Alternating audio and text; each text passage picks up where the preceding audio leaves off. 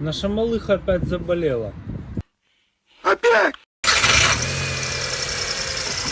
Будем разбирать это барахло и проверять, что у нас там происходит. Что там свистит. Без ремня будет ли этот прекрасный звук.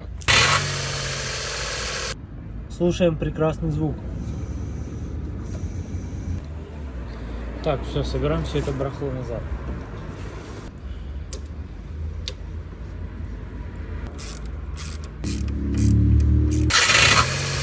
Генератор под замену, либо реставрация. Что-то из этого получится. А может и не получится. Так что я думаю, на этом все. Главное не разбить телефон.